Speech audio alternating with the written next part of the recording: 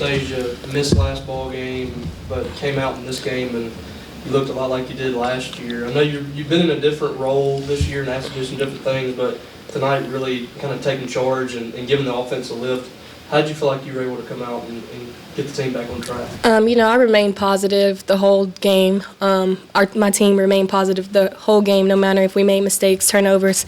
Coach kept us in it the whole game, and I had confidence in myself. I had confidence in my teammates, and they helped me stay in it, and I knew my teammates needed me to step up. So that's what I did. I wanted to win. We wanted to win, and I'm proud of us. 9 of 10 from the line, the team 17 of 20. How excited was Sam post-game? Oh, he was really excited. We work on free throws every single day. So, it's just showing how hard we work every day and to keep working on those free throws because free throws wins games and it also wins championships. And those were big free throws towards the end. And throughout the whole game, each free throw mattered. So. I guess, Anastasia, to follow up on that, you missed the first free throw there on that last chip. I'm sure you can hear the crowd, let out a breath. What's kind of going through your mind stepping up, knowing that you got knocked down that next one? Just remaining positive. I just know you can't miss 2 in a row. So that's the mindset that I had. And I had been making free throws the whole game. So the first free throw that I missed wasn't a bad miss, rimmed in and out. So I kept my shot, remained positive, and I told myself I was going to make it. Jess, it was a slow start for you guys. What did you address after the first quarter to try and get back in this? Really that we just need to pick it up, bring more energy, just stay out there, stay confident, keep doing what we've been doing. Jess, you had a big charge there late in the game. You had 4 fouls. What's kind of going through your mind, when you get in there and how excited, I guess, were you to see the ref make that call? Yeah, well, it started with my turnover. So I knew I wanted to win this game for my teammates. So I said, okay, the only way I'm going to get it back is I have to do something on defense. I got to get it back. And I seen the charge, so I was like, let me just take it. Took it, got a charge, so, yeah. Jess, what did you see differently in the second half, or what changed with you in the second half? You had 4 points at halftime and came out, finished with 21. And, you and Annie both kind of took charge there late. What was different in the second half for you? Well, with me, I know that my team needs me, so they just stay on me and just keep me positive. So I went out there with a different attitude, and having my teammates out there with me just really helped. Really the same question for both of you. Both of you mentioned remaining positive and things, and you on the free throw. What is it about this team? The other night against Auburn, today against Kentucky. A big lead kind of got away against Auburn, and then today had to make the comeback against Kentucky. But it seems like y'all remain positive all the time. What is it about this group that is able to not get down on itself too much? I guess we'll start with you, man. I know for me, I know we all love each other, and to keep each other involved in the game, we're going to make mistakes. Mistakes are going to happen in a game. So just letting it go, letting the mistakes go and remaining positive, keeping each other accountable and holding each other together and staying as one and being a family atmosphere. I feel like that's what helped us. Is that the fastest you ever gone end to end after that turnover to get back and draw that charge? Yeah, because I knew that I had to be down there and make something happen on defense. So yeah. And she got a steal. Don't forget about the steal. Yes, I got a steal. And she went down the court and scored. So. Down the stretch when it's so tight, how do you guys work on kind of keeping your composure, especially when you draw that last foul and you're just pushing it down the floor, working on keeping composure in those moments? Like you said, just staying composed, just trying to draw a foul, trying to make a play happen. We had turned it over, but we got it back. We sprinted back. I see my teammate kind of down a little, kept her in the game, and just remaining positive and just staying poised, when it comes to stretch. That's what you have to do, and the little things. So. Y'all had a much better second half, but turnovers were huge in the first half. What are y'all seeing from your perspective on those turnovers? What's causing them, and what's kind of been the issue there? They're a great defensive team. I think they lead the SEC in steals. So we knew that was going to happen. They like to make their defenders turn the ball over. But our coach warned us, and he said if it did happen, it's going to be okay. Just get back, hustle back, and I would say that. Just, I know, obviously without Danae Carter in the lineup, you got some big minutes with Romani coming back and Charlotte Cole stepping in there while, you were battling foul trouble, I guess. How big was it to have them two, step in and play a big role today? It was super big. Having Romani back is great. We needed her. We've needed her for multiple games. So now that she's back, I know that's going to help us win even more games. And with Charlie, Charlie's built for it. Charlie has it in her. So I have confidence in Charlie that she's going to do what she needs to do on the court. So having them two is like a big help for me. Kind of a question for both of you guys. First half versus second half, looked like two almost completely different teams. Was there something that happened in the halftime locker room that you were told and you just kind of buckled down? Is there a certain statement that just gave you the power to take it home? I know we kept saying new half, new game. So, and that was my mindset, and I feel like that was my teammates' mindset. New half, new game, let's play our game, and let's win this game. And after the second half, we fought too hard not to win, so. All right, thanks, everybody. Wow. It feels good to play in the hump. I thought in a game that I knew would be ugly. I have so much respect for Kentucky. Obviously, they're the defending SEC tournament champs for a reason. They have a great program, and I've said this when people ask me, about the schedule or where, who you're playing, that, you might get a break. Don't say that in women's basketball, all right? Because the bottom and top, there's barely any separation. They had a week of preparation, and I knew we were going to get their best punch. We actually got punched in the first quarter, which we haven't done that all year. And I talked to my team before the game started. This was going to be a game of what ifs. Because they're so good and throw so many different looks. What if they jump on us right away? How are we going to handle it? What if they hit us with a back screen? Are we going to continue to fight? But tonight's storyline was, well, what if somebody gets in foul trouble? Who's going to step up? What if somebody gets hurt and doesn't come back in the game? What if calls don't go our way?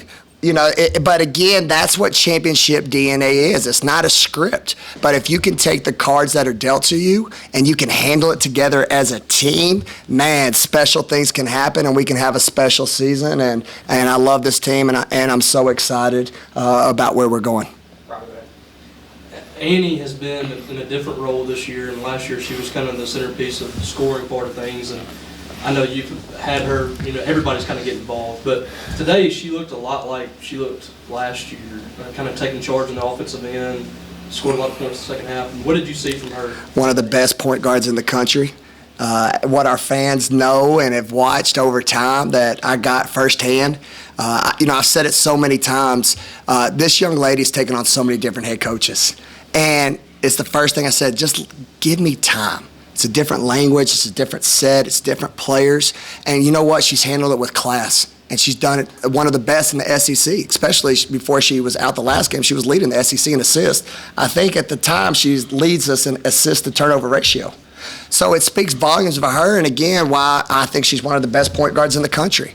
And tonight, I thought there was a poise about her, like you said, that couldn't be denied. She was comfortable. She was comfortable in a jersey. We had great conversations on the bench. She had adversity and foul trouble, but you know what? She was like, Coach, I got you, and we're going to win this game. And then for her to go 9 for 10 with everything that was thrown at her tonight, some tough calls, she was getting hit. But that's Annie Hayes, and I couldn't be more proud of her and her performance in a game that she's came back. In the second half, you guys come out firing, and Kentucky continues to find answers. Can you talk a little bit about how you were able to sustain the momentum through that all the way until the end? One, the hump, okay, in a game that is we back Pat, all right, we packed the hump, and we brought the juice. All right, it was just a vibe like we couldn't be denied. You're struggling to score. We go to the line, we make 2 clutch free throws, and then here comes the hump. That's why I love this place. And you just felt that wave. And they hit a tough one, but it was the support of the fans that was like, man, we can get this. And then, again, you got to give a lot of credit to Kentucky. They're tough. I know they're heartbroken. They probably had 3 games. They had Missouri. They've had, us. I can't think of the other one on the top of my head, but they've been in games all the way to the wire. And again, I think last year they were at a 7 seed going into the SEC tournament and won it, if I'm correct. But they're just tough. They space the floor and they give you multiple matchups. So much credit to Kentucky and why this game came out like it did. But again, I have a team that I've told them, we're at this point of the year that you play your best basketball in March, and it's our job as a coaching staff to get out of the way.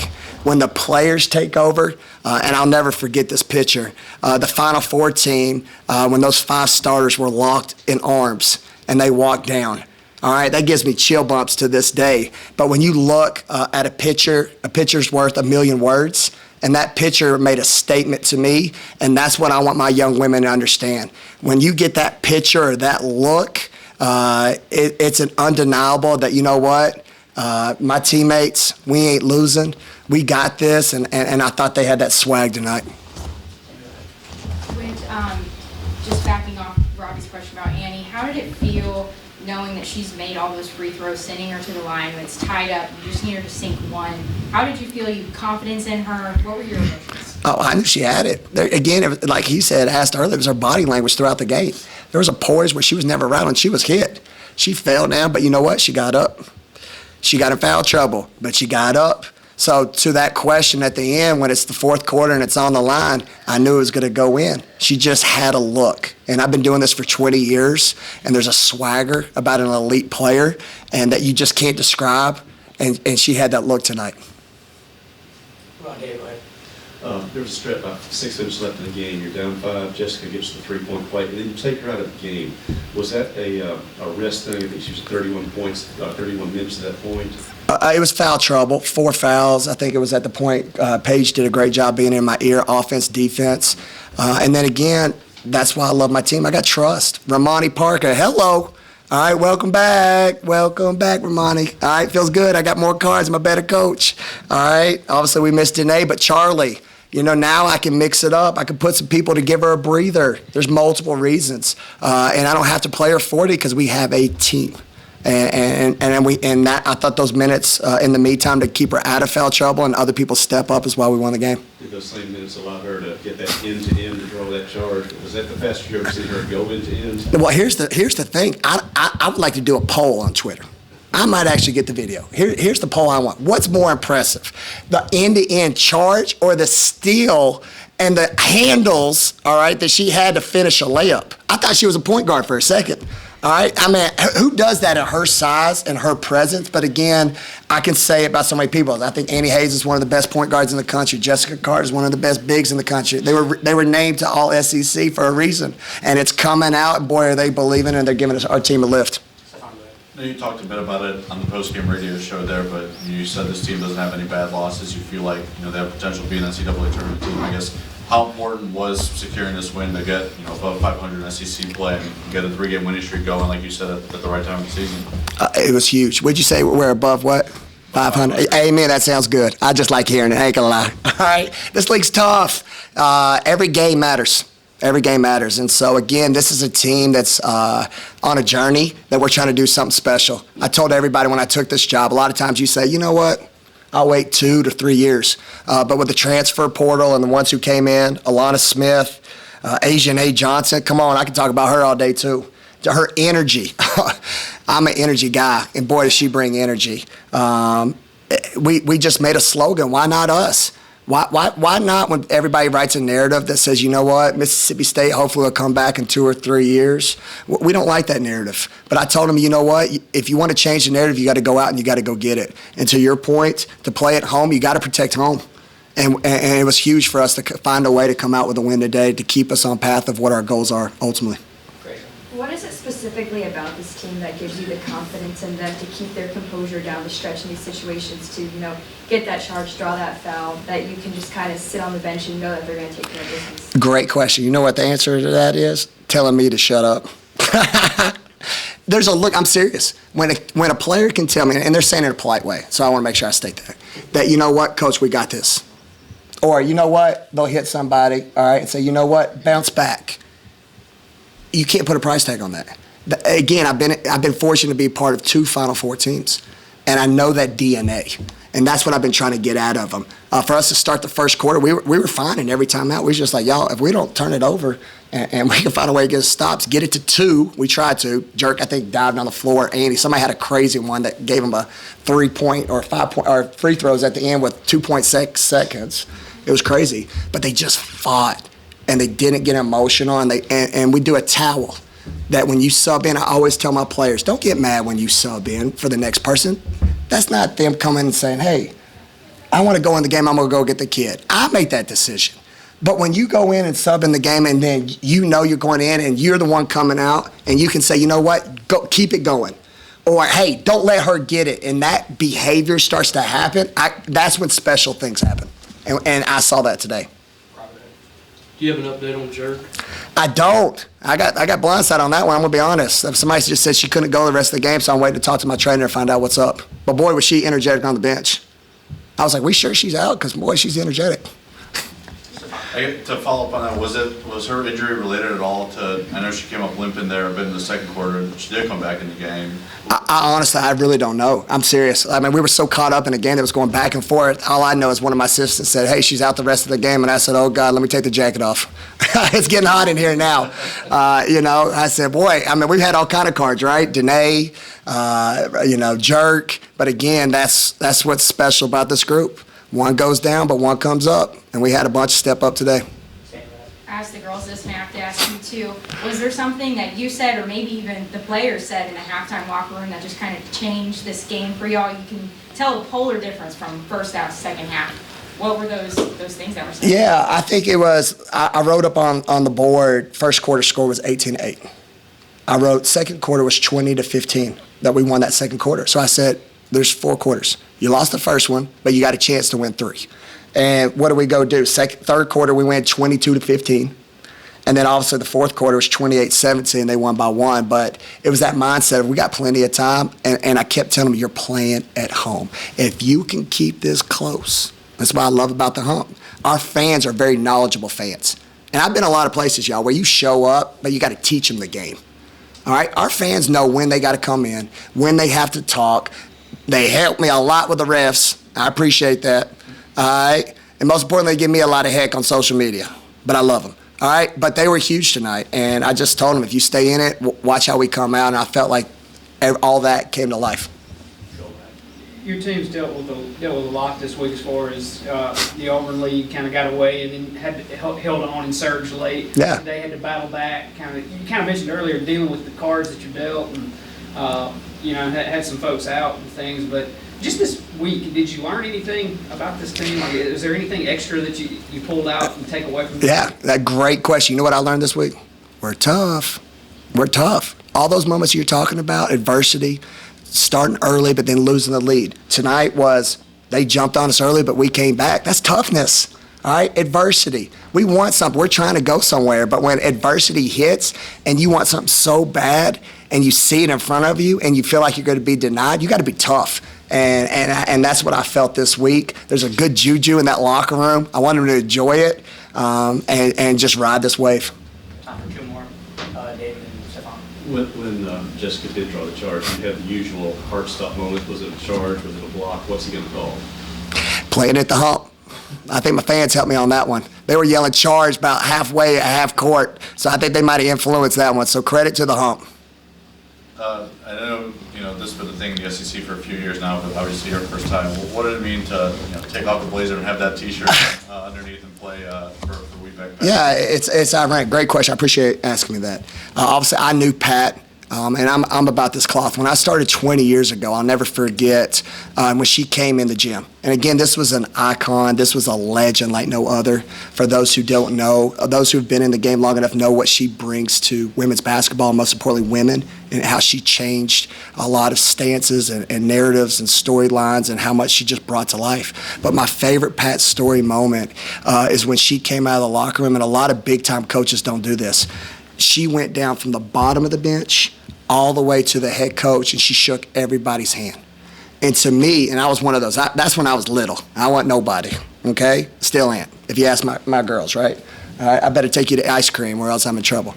But it's her character. It's the way that, you know what, I'm not just going to go show you love if you're somebody big time. I appreciate everyone. Anybody who's a part of women's basketball, anybody that might not have a title to their name. She was a woman of class, and boy, she is dearly missed. And it's awesome that the SEC has chose to honor her and what she's about. And she was tough. And it's funny how all those things came to life in a game that played in her name. All right, thanks, everybody. Thanks, everybody.